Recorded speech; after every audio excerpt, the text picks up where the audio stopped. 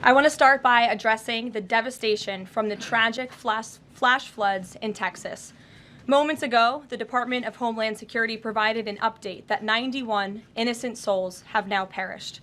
Everyone here at the White House, including the President of the United States, is praying for the victims' families and friends during this unimaginable time. President Trump swiftly signed a major disaster declaration for Kerr County, Texas, to ensure our heroic first responders have every resource they need in the relief and recovery efforts. Secretary of Homeland Security Kristi Noem traveled to Texas over the weekend, and the entire Trump administration is working hand in glove with state and local officials to provide every assistance available. The situation on the ground remains dangerous, and there could be additional public safety threats with potential incoming heavy rain, so we encourage everyone in the area to remain vigilant, listen to all warnings, and respond accordingly. Unfortunately, in the wake of this once-in-a-generation natural disaster, we have seen many falsehoods pushed by Democrats such as Senator Chuck Schumer and some members of the media. Blaming President Trump for these floods is a depraved lie, and it serves no purpose during this time of national mourning. Here are the facts. In the lead up to this tragic natural disaster, the National Weather Service did its job. Despite unprecedented rainfall, the National Weather Service executed timely and precise forecasts and warnings.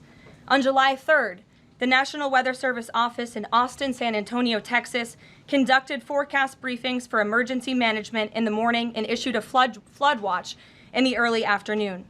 Flash flood warnings were also issued on the night of July 3rd and in the early morning of July 4th, giving preliminary lead times of more than 3 hours before flash flooding conditions occurred. And the National Weather Service office in New Braunfels, which delivers forecasts for Austin, San Antonio, and the surrounding areas, had extra staff on duty during the storms, despite claims of the contrary. So to any person who has deliberately lied about these facts surrounding this catastrophic event, you should be deeply ashamed. At this time, the administration's focus will be giving the victims and their communities the support they deserve during these recovery efforts in this tragic time. May God bless the great people of Texas, especially the parents who have lost their children. President Trump loves you. We are praying for you, and he will be traveling to see you later this week.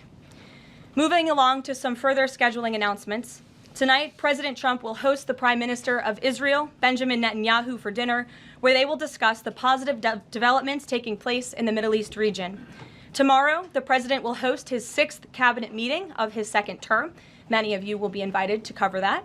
And on Wednesday, the President will host leaders from 5 African nations for lunch in the state dining room. In other news, after the historic signing on the South Lawn of the White House on the 4th of July, President Trump's One Big Beautiful Bill is now the law of the land. Republicans in Congress met the once-in-a-generation moment and codified the Make America Great Again agenda into law. After this monumental achievement, no other president in modern history has worked harder and faster to fulfill their campaign promises than Donald Trump. The One Big Beautiful Bill will get the United States of America firing again on all cylinders. It's safe to say that over the past few weeks, the president has delivered on many, many wins. For the 4th month in a row, jobs numbers beat market expectations with nearly 150,000 good jobs created in the month of June. The American economy has now added nearly 700,000 jobs since January 2025, with American-born workers accounting for all job gains. President Trump drove illegal border crossings to another historic low in the month of June, and Border Patrol once again released 0 illegal aliens into our country. The Supreme Court stopped activist judges from imposing nationwide injunctions and cleared the way for President Trump to carry out his popular and common sense agenda. The University of Pennsylvania agreed to all of the Trump administration's demands and will now keep men out of women's sports. President Trump secured his trade deal with Vietnam, giving the United States total access to their markets. Because of President Trump's unleashing American energy dominance, gas prices are at 4-year lows. And when adjusted for inflation, gas prices are near the lowest levels we've seen in the last 20 years. NATO members agreed to raise defense spending to 5% of GDP, a foreign policy feat long thought impossible until President Trump made it happen. The Operation Midnight Hammer obliterated Iran's nuclear capabilities, taking out this imminent national security threat, not just to the United States, but to the entire world. The president secured a ceasefire between Israel and Iran, ending the 12-day war. The president brokered a historic peace agreement between Rwanda and the Democratic Republic of Congo. Pakistan nominated President Trump for the Nobel Peace Prize in recognition of his decisive diplomatic intervention to prevent a nuclear war between India and Pakistan.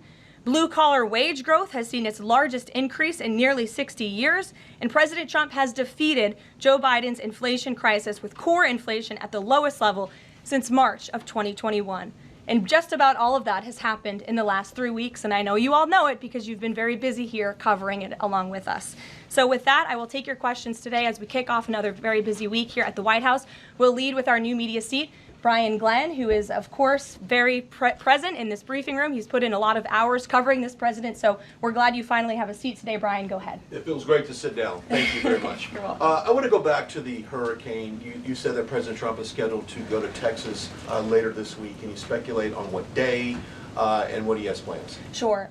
The White House is currently arranging those travel plans. We hope that it will be later this week, likely on Friday, but of course we want to do it at the most appropriate time on the ground for state and local officials. We don't want to interrupt the recovery efforts, but we're planning tentatively for a Friday trip, and when that becomes final, we'll let all of you know, as we always do. And you gave a little bit of reaction earlier, but the National Weather Service, the union, actually publicly stated they had an adequate staff on hand to forecast and predict the storm. You shared your thoughts earlier on how the way the left has really weaponized this to blame the deaths in Texas on Trump. Want to comment on that again? Yeah, I just do think those comments are depraved and despicable, especially when so many Americans are mourning the loss of their children. The National Weather Service, as I said, did its job. Many experts, many meteorologists have said that. Many of you in the media, in all fairness, have said that as well. Unfortunately, not all. And many Democrat elected officials are trying to turn this into a political game, and it is not. This is a national tragedy, and the administration is treating it as such. We know the National Weather Service provided early and consistent warnings. They gave out timely flash flood alerts. There were record-breaking lead times in the lead up to this catastrophe. There is ongoing flood monitoring, and these offices were well staffed. In fact, one of the offices was actually overstaffed. They had more people than they need. So any claim to the contrary is completely false, and it's just sad that people are pushing these lies. Can you just get one more? Sure. Kind of a little bit of breaking news. The Department of Homeland Security is moving to end the TPS status on Honduran and Nicaraguan migrants. Yes. Any plans to adding additional countries that you could be targeting? Just a reaction. Sure. Well, I won't get ahead of the Department of Homeland Security on additional countries, but as you pointed out, they did end temporary protective status for Nicaraguans and Hondurans in this country because TPS, temporary protective status, is temporary by definition. It is not meant to be a permanent path to residency or citizenship here in the United States of America. It was originally granted to Nicaraguans following a natural disaster in 1999. That doesn't sound very temporary to me, and as well as Hondurans in 1999 after the impact of Hurricane Mitch in 1998. And so this administration is doing what it promised to do, and if individuals from these countries want to come here, they have a legal pathway to do it, but temporary protective status was never meant to be permanent. The previous administration abused this status and this parole program, essentially treating it as such, and we're not going to tolerate that any further. Thank you, Brian. Megan. Secretary Bessent said yesterday that countries will boomerang back to the April 2nd tariff level starting August 1st. Why did the president decide to have those tariffs not take effect Wednesday as originally scheduled? And then I was also wondering if you could share, obviously we saw the letters the president sent out on Japan and South Korea, but if any other major U.S. trading partners are getting letters today. Sure, yes, I can confirm. In fact, I have those letters. If you could get me the folder with the letters in them, Liz, they're right in the previous office. I have the signed letters that went out to both South Korea and Japan today. And there will be approximately 12 other countries that will receive notification communications and letters directly from the President of the United States. And weeks ago, I stood at this podium and I told all of you that the President was going to create tailor-made trade plans for each and every country on this planet. And that's what this administration continues to be focused on. The President will also sign an executive order today delaying the July 9th deadline to August 1st. So the reciprocal tariff rate or these new rates that will be provided in this correspondence to these foreign leaders will be going out the door within the next month, or deals will be made. And those countries continue to negotiate with the United States. We've seen a lot of positive developments in the right direction, but the administration, the President and his trade team want to cut the best deals for the American people and the American worker. That's what they're focused on. And in the effort of transparency, these letters will continue to be posted to Truth Social, so you can enjoy them yourself. Go ahead. Thanks, Caroline. Just about the visit of Prime Minister Netanyahu today, I was just wondering why that is not open to the press. Previous visits by him, we've had Oval Office press conferences. Does that reflect somehow the kind of sensitivity of this particular visit? No, they're having a private dinner. There's many important matters that are obviously ongoing in the region, as you know. The utmost priority for the President right now in the Middle East is to end the war in Gaza and to return all of the hostages. Also, as you know, there was a ceasefire proposal that Israel supports that was sent to Hamas, and we hope that they will agree to this proposal. We want to see all of the hostages released. That's on the top of the President's mind, so that will be discussed, as well as the many other positive developments we've seen in the Middle East. I want to go back to the trade deals. As you see, we have these beautiful letters that the President has signed. This one is to the President of the Republic of Korea, original signature on that, and these will be mailed. And then here we also have another letter to the Prime Minister of Japan as well. Both countries will be receiving a 25% tariff rate effective on August 1st. Go ahead. Thank you so much. You said it, and the President said it many times, you want to see an end to the war in Gaza. Will he give guarantees during this 60-day period of ceasefire that actually the war will end? Because this is a sticking point with Prime Minister Netanyahu, and I'm wondering if they see eye to eye on this point. And how do you see the next day? What the next day in Gaza will look like? Look, right now the President is focused on today and to get the Hamas to agree to this ceasefire. I don't want to comment on the details of the arrangement out of respect for these negotiations, but a agreeable and appropriate ceasefire proposal has been sent to Hamas. And I can also tell you Special Envoy Witkoff intends to travel to Doha later this week, where he will continue to engage in these discussions. And the Qataris and the Egyptians have been incredibly helpful partners in mediating these negotiations and discussions to bring peace to this region and end this conflict once and for all. Kristen. Two questions. Thank you, Caroline. Sure. The first question is President Trump reconsidering his plan to phase out FEMA, given what officials have said is their critical role on the ground now in Texas? Look, the President wants to ensure American citizens always have what they need during times of need. Whether that assistance comes from states or the federal government, that's a policy discussion that will continue. And the President has always said he wants states to do as much as they can, if not more. And in the case of Texas, the state and local officials are doing a tremendous job. And I know the President, Secretary Noem, and the federal government are very proud to be working with them. And the President has promised to give Texas the assistance that they need during this tragic time. Just one follow-up on cuts overall. Over the weekend, President Trump said that Elon Musk was a train wreck. Are there, given this current viewpoint, are there concerns within the White House or from the President himself over the cuts that happened under Musk while he was advising DOGE, including the National Weather Service? I think I've already addressed that, Kristen, and what I can tell you is that these offices were fully staffed. The San Angelo office was fully staffed with 12 forecast meteorologists. There were no vacancies. The San Antonio office was operating with 11 forecasters, and as Brian said, the union themselves said that there was adequate staffing. So I think those words speak for themselves, and the numbers speak for themselves. This was a once-in-a-century flash flood, a tragic natural disaster, and the administration is doing all that we can on the ground to help these families during this time of need. Jeff. Thanks very much, Caroline. Just following up on Kristen's question, is it still the President's plan to phase FEMA out by the end of this year? I just answered Kristen's question for you. One more, hold on, one more. Sure, I'll give it to you. Go ahead. The follow-up on trade as well. 12 more letters coming, you said. Can you give us a sense of which countries those are? I'll let the President reveal those in very due time. Keep your eyes on Truth Social. Michael in the back. Thank you, Caroline. An armed shooter today was shot in McAllen. Texas after opening fire on Border Patrol agents. Comes just days after Democratic Congresswoman Pramila Jayapal recently said she gets, quote, inspired when activists obstruct ICE.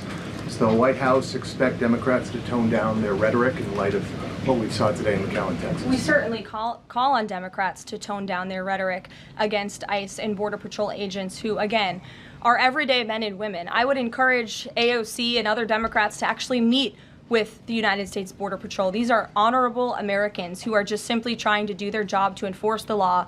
They go home to their families every night just like we all do, and they deserve respect and dignity for trying to enforce our nation's immigration laws and to remove public safety threats from our communities. The White House is aware of the shooting that took place today in Texas, and we are working with the appropriate federal agencies to get to the bottom of what happened. Karoline, the DOJ and FBI have now concluded there was no Jeffrey Epstein client list. What do you tell MAGA supporters who say they want anyone involved in Jeffrey Epstein's alleged crimes to be held accountable? This administration wants anyone who has ever committed a crime to be held accountable, and I would argue this administration has done more to lock up bad guys than certainly the previous administration.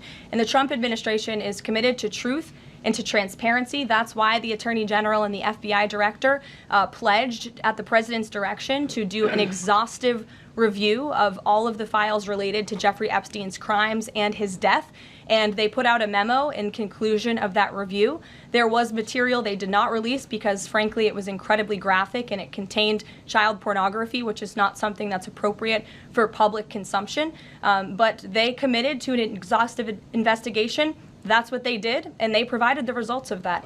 That's transparency. Follow up on that, Sure. Caroline. Okay, so the FBI looks at the circumstances surrounding the death of Jeffrey Epstein. According to the report, this systematic review revealed no incriminating client list. So what happened to the Epstein client list that the Attorney General said she had on her desk? Well, I think if you go back and look at what the Attorney General said in that interview, which was on your network on Fox News. I've got the quote. Go ahead. John Roberts said, DOJ may be releasing the list of Jeffrey Epstein's clients. Will that really happen? And she said, it's sitting on my desk right now to review.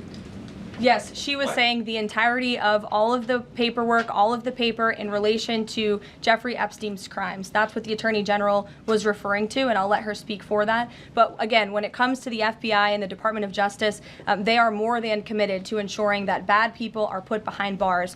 They have an operation going on right now called Summer Heat, which has our murder rate trending in the lowest direction in United States history. Their emphasis on violent crime and locking up violent criminals has led to the arrest of 14,000 violent criminals. That's a 62% increase from the same time period last year. So this Attorney General and the FBI Director are committed to putting bad people behind bars where they belong. They promised an exhaustive review. That's what they did. For any further details, I would refer you to the Department of Justice. Okay.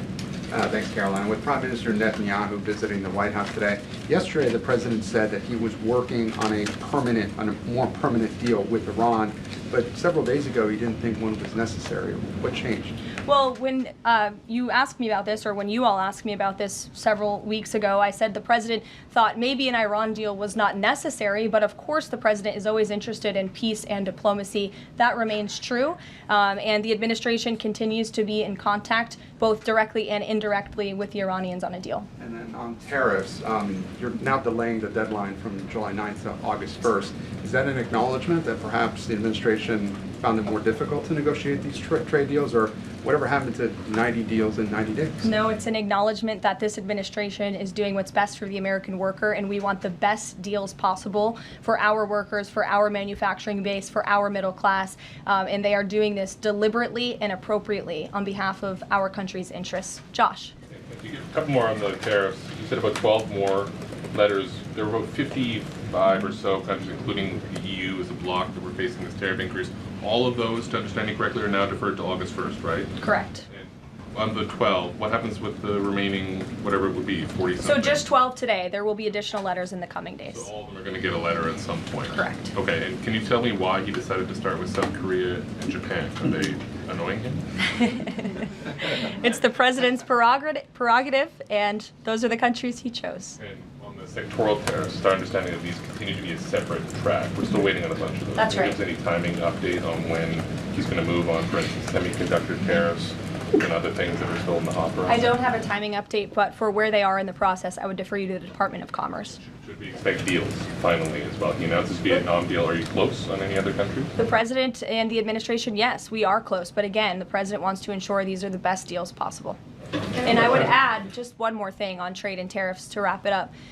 Look at the extensive work this president has put into cutting these good deals and doing what's right for the American worker. He is literally looking at the map and looking at every country on the planet and seeing where they are ripping off the American people, seeing where they have hollowed out our industrial base, seeing where our jobs have gone to other countries overseas because of their tariff policies, and he's trying to correct that. So this is decades of bad trade policy that has led to a deficit that is ravaging our country, that is ravaging our middle class, and the president is taking a very deliberate approach to correcting this wrong of many decades, of many past presidents. And so I think he should be commended for the time and the effort that he is putting into this. And the fact that he has announced a framework with China, a trade deal with the United Kingdom, a trade deal with Vietnam, and many others to come in just a matter of 6 months is truly historic, and it's a testament to this president and his trade team who are working around the clock to get this done. Sure, go ahead. Thank you so much, Caroline. Two questions on Iran. What's the permanent deal with Iran looks like for the president, and what issues related to Iran should it cover?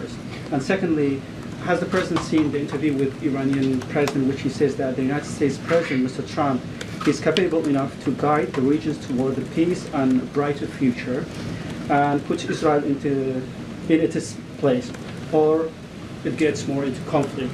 Has the president seen these comments, and what's his reaction to these comments? I'm not sure if he's seen those comments, but certainly I think it's true that the president is the right man for the job to move the direction, this region into the direction of peace and stability for the future. That's what he and his national security team are working on every day, and we've already seen historic achievements in that direction. Go ahead. In the back. Kelly, go ahead. Great, thank Sure. you. And then in front of you. Okay, a couple questions for you. First, Y'all need name tag signs. First question on the flooding in Texas. Sure. I know there has been some concern about the timing of the alerts, knowing that they did go out, but the warnings coming out in the wee hours, so while many people were likely sleeping. Can you share just details what you know about why those warnings were sent while people were likely sleeping, and then what the administration is doing to ensure that these alerts come out sooner? Well, the alerts imminently were sent out before the flood when people were sleeping because the flood hit in the very early hours of the morning. So people were sleeping in the middle of the night when this flood came. That was an act of God. It's not the administration's fault that the flood hit when it did. But there were early and consistent warnings. And again, the National Weather Service did its job. On July 2nd, there were initial notices of potential weather and flooding risks were issued. On July 3rd, escalating warnings throughout the day with a flood watch issued at 1:18 p.m. And then later at 6:10 p.m. on July 3rd, the Weather Prediction Center warned of excessive rainfall and a high likelihood of flash flooding. At 6:22 p.m. July 3rd, National Weather Center issued a hydraulic warning highlighting considerable flooding risks, including in Caryville County. And then there were the timely flash flood alerts at 11:41 p.m., 1:14 a.m., and then another flash flood emergency warning issued at 4:03 a.m. just before the flood hit. So those were all of the warnings that went out to the affected area and region. Go ahead. One question on education funding Go for ahead. states Thank you very and much. I local appreciate it, districts. Caroline. Two questions for you related to the Prime Minister's visit today. Number one, there's a report circulating that the Gaza Humanitarian Foundation provided a proposal to the White House to build these so-called humanitarian transit areas inside and outside of Gaza. The GHF is insistent it has nothing to do with that proposal. Can you shed any light on whether the White House has received such a proposal, and if so, from whom?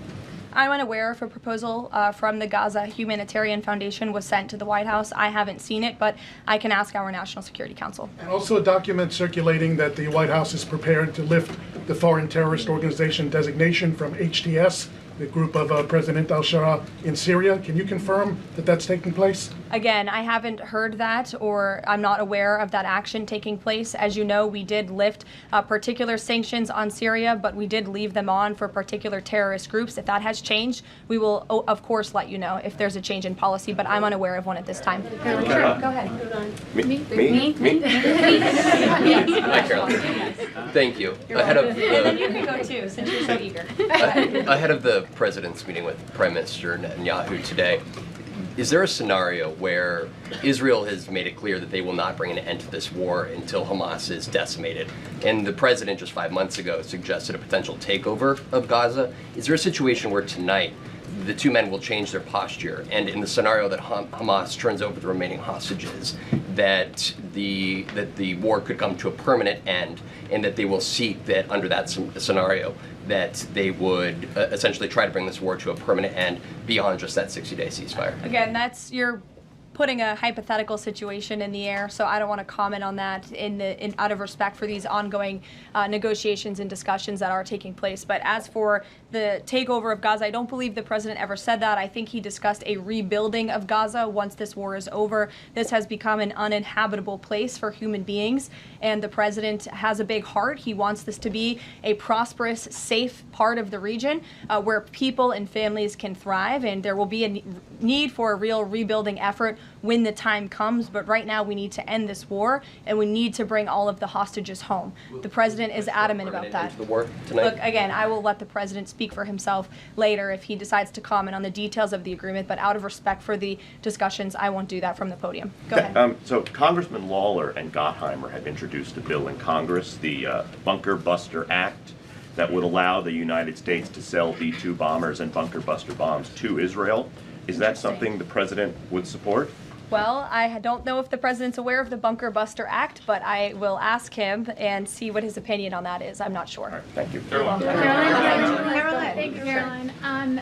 Building off of the question earlier about the shooter in Texas who targeted ICE, Axios reported today, I believe, that Democrat lawmakers were saying their constituents are calling on them to be more violent when they go to ICE facilities, including, I believe, they want them to shed blood, and that they said that Democrat lawmakers should be willing to get shot themselves. Can you respond to that, and do you have concerns that any of these lawmakers might act on the wishes of their constituents? It's hard to believe anyone with morals in this country or decency would say such a thing. Obviously, the White House condemns that rhetoric, and we condemn violence of any kind. This administration is simply trying to enforce our laws, and we must be a nation of law and order. You cannot simply waltz across our border and live here illegally and expect to stay. We are going to enforce our nation's laws, and the men and women who are doing that are doing so in a respectful way. They are doing so within the confines of the law, and they are just trying to do their jobs. And we condemn any violence or any calls for violence of any kind against any American. Go ahead. Thank you, Caroline. I wanted to ask you if... I was not calling on you, but you can go ahead. It's fine. There's a lot of people in here today. President Trump already saw the letter that the Colombian president Gustavo Petro sent him, apologizing for his comments a few weeks ago, suggesting that there was an involvement from the U.S. government in an alleged coup d'etat in Colombia. And Secretary Rubio recalled the U.S. Chargé d'Affaires in Colombia. Did President Trump saw that letter, and what do you think about the comments from President Petro suggesting that the U.S. has some kind of involvement in a coup? I'm not sure if the president has seen that letter, but I can check with him in the National Security Council. We will get you a response if you follow up with my team. We will find out for you. Caroline? Sure, go ahead. Thank you, Caroline. Iris, go ahead. Thank you, Caroline. Thank you, Caroline. On two topics. First, I on love how tariffs. excited everyone is on Monday. Yes, Raquel, you can go after. On two topics. First, tariffs. The president announced last night that any countries aligning themselves with the anti-American policies of BRICS That's right. will be charged with an additional 10% tariff. Can you tell us more details on that? What specific policies is the president talking about here? What policies should countries stay away from to avoid being subject to additional tariffs? Sure. Well, the president feels, generally speaking, that BRICS is seeking to undermine the interests of the United States. It's the president's utmost responsibility to put the interests of the United States first. That's how he views his job as president. So he's going to ensure that America is fairly treated on the world stage, and he'll take any action necessary to prevent countries from taking advantage of the United States and our people. Raquel, go ahead. On the illegal immigrants, Registrar Tom Homan told us this morning that ICE will have to arrest 7,000 illegal immigrants every day for the remainder of this administration to just catch the ones that were let in during the last administration. I'm wondering what the new resources and manpower, of course, given by the Big Beautiful Bill, which of course opens the door for ICE to hire additional 10,000 agents and officers. What's the administration's expectations now for daily arrest numbers going forward in the upcoming months? Sure. I'll let the Secretary of Homeland Security and her department speak on what they're looking for in terms of daily numbers. What I can tell you is I receive the daily reports each morning, and ICE is out there doing the jobs that they swore an oath to do, and they are removing public safety threats from our communities every day, and our country is becoming a safer place because of their efforts. And the One Big Beautiful Bill that is now law will give significant resources to ICE and Border Patrol to continue the tremendous work that they are already doing. And I think every American who wants to live in a safe neighborhood should be grateful for their efforts. Thank you, Karoline. Raquel, and then I can go to you. So much. And then you, Dr. Harper. Thank you, Karoline. It's a follow-up on the BRICS question. So does President Trump believe that the BRICS are getting stronger or trying to isolate the United States? And how close is he monitoring this summit that is taking place in Brazil right now? He's closely monitoring it, which is why he put out a statement himself. He does not perceive these countries as growing stronger. He just perceives them as trying to undermine the United States' interests, and that's not okay with him, no matter how strong or weak a country may be. Go ahead. Yes, go ahead. Yes. As promised, yes, go ahead. Thank you. Does Trump have a vision for post-war Gaza? You mentioned, he's talking about now the ceasefire, but does he support permanent or temporary Israeli presence in the Gaza Strip? Does he continue to see a continued role for the Gaza Humanitarian Foundation to continue to operate in the Gaza Strip? Well, as you know, because we've talked about it before, the president has directed aid to be moved into the region, and that has been taking place. You've actually seen people in the Gaza Strip yelling out, "Thank you, Trump," for the aid and for the meals that they have received, because the previous administration never did that for some reason. But this president, again, wants to see peace and stability in the region. So as I outlined previously, he views this part of the region as having a real chance at being peaceful and prosperous. But again, we need to end this war. We need to get all the hostages home, and Hamas needs to accept this proposal in order to do that. Dr. Harper, go ahead. I'm Dr. Anthony Harper with the Intermountain Christian News. Thank you for taking my questions. Given the nature of the Palestinian Authority, with their pay to slay, teaching Jew hatred to children, corrupt leaders, and no elections for 19 years, who does President Trump support to govern Area A and Area B to prevent Hamas from ruling? And what is President Trump's position on Israeli sovereignty? Sure. Well, the president believes Israel, of course, has a right to defend itself. As for the first part of your question, you're getting ahead, Dr. Harper. As I told you, the president wants Hamas to accept this proposal right now. He wants to see peace in this region, and he's committed to doing that. Sean. Hey, Caroline, can you just please walk us through the decision to halt the supply of weapons to Ukraine at a time when Russia is really hitting Ukrainian cities and civilians? Was that the president who decided that, or did the Pentagon do it without his approval? No, neither of those things are true. I'm happy to walk you through it. This was a standard review by the Pentagon of all weapons and all aid and all support that the United States is providing all countries and all regions around the world, not just Ukraine. When the Secretary of Defense took office, he directed the Pentagon to conduct this review to ensure that everything that's going out the door aligns with America's interests. So it's a pause to review to ensure that everything the Pentagon is pushing out there is in the best interest of our military and our men and women in uniform. Fran. Two questions on Israel. You suggested that Hamas is the impediment currently to a ceasefire. So if not a ceasefire deal, then what does the president hope to achieve with tonight's dinner with the prime minister? Again, you guys are getting around to a lot of hypotheticals. I don't want to get ahead of the president, but there are many other issues to discuss with Prime Minister Netanyahu tonight related to the region and just the entire world. So this will be a dinner to talk about Operation Midnight Hammer, which was incredibly successful, to talk about peace in Gaza and ending that conflict, as well as many other topics of discussion in relation to Israel and the United States. Sure, go ahead. Thank you, Caroline. Given the fact, this is on the trade letters, given the fact that the president put into effect the tariffs on April 2nd and then put the pause into place, is the president at all concerned that these countries that are receiving the letters won't take them seriously because the deadline seems to have shifted already and may shift again? They will take the letters seriously because they have taken the president seriously, and that's why the president's phone, I can tell you, rings off the hook from world leaders all the time who are begging him to come to a deal. And this administration is working hard to ensure those deals are in the best interest of the American people. And this delay, again, is in the best interest of the American people. And you all will continue to see these letters released on the president's Truth Social, and we will see you all later. Thank you, guys.